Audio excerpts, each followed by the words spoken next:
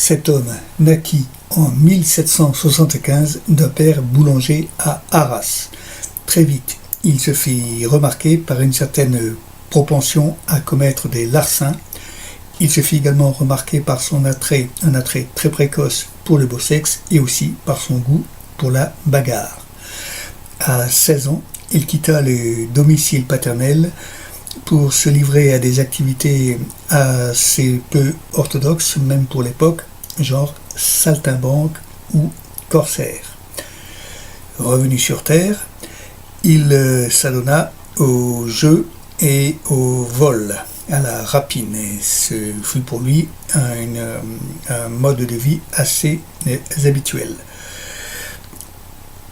Il pratiquait également fort fréquemment le duel.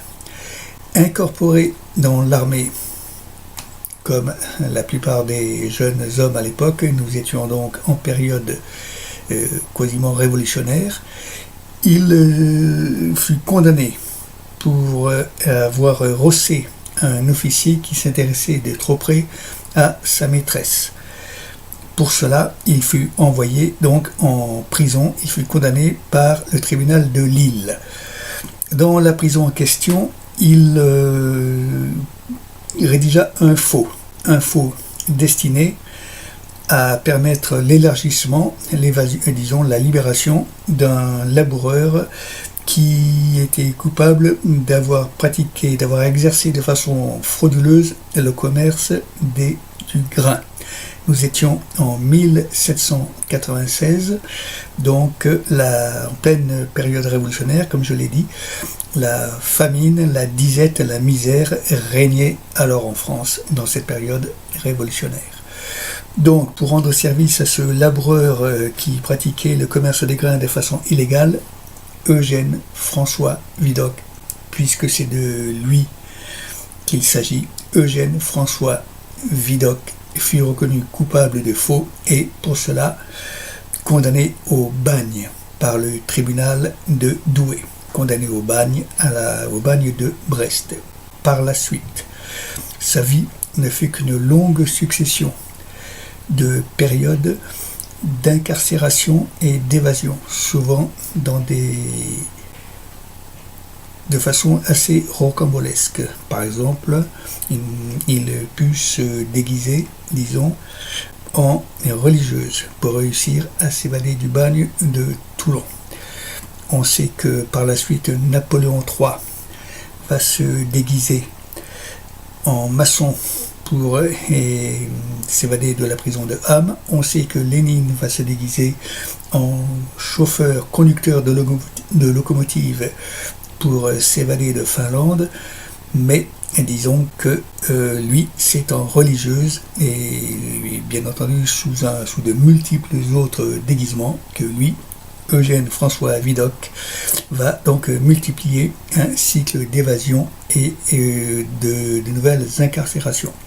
Malheureusement pour lui, il sera repris à chaque fois, mais bien souvent du fait de dénonciations par d'autres malfrats, d'autres gens, disons, du même acabit, qui se dénonçaient fréquemment entre eux. On peut d'ailleurs remarquer qu'à cette époque, ou même bien plus tard, les pouvoirs publics, l'État ne disposait pas des moyens modernes qui existent à l'heure actuelle pour retrouver donc les gens recherchés. On sait par exemple que Louis XVI, lors de la fuite à Varennes, qui s'était déguisé, fut tout à fait identifié par le maître-poste Drouet. À Varennes, donc un petit village situé quelque peu au nord de Paris. Drouet ne l'avait jamais vu.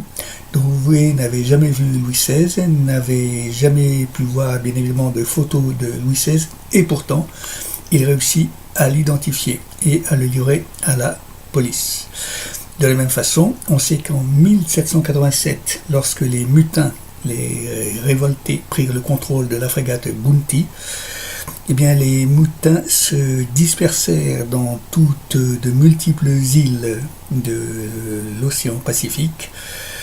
Un navire fut envoyé à leur recherche, la frégate Pandora, qui d'ailleurs sombra.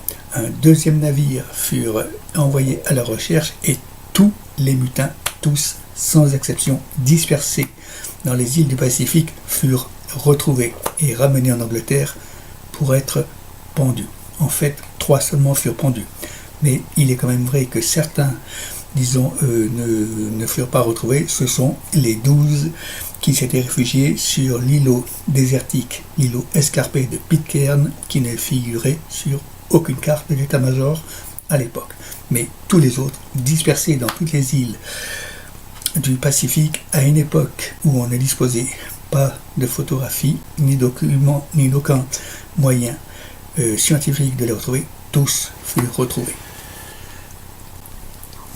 Pour en revenir à Eugène François Vidocq, finalement, il s'aperçut qu'il était beaucoup plus intéressant de se ranger du côté de la police que de celui des malfrats. Les malfrats étant en général finalement assez peu solidaires et n'hésitant pas à se dénoncer les uns les autres.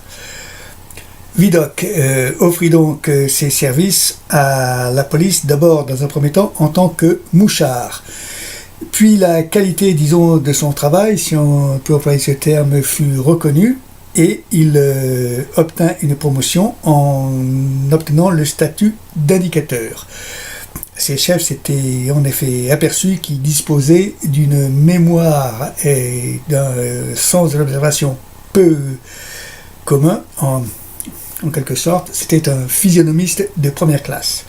Il continua à gravir des échelons dans le rang des indicateurs. Il participa notamment à l'arrestation d'une bande très redoutable de bandits intitulée la bande de la forêt de Sénart.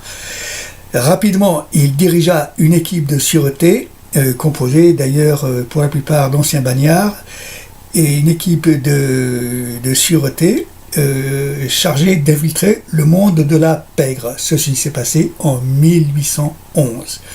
Puis, il continua à gravir les échelons, à monter en grade, ses services étant toujours reconnus du fait de leur grande efficacité, et il arriva finalement en 1818 à se voir attribuer le poste très étrange, très étonnant compte tenu de ses débuts, le poste de chef de la sûreté, ce qui correspondrait de nos jours à l'état de quasiment chef de la police.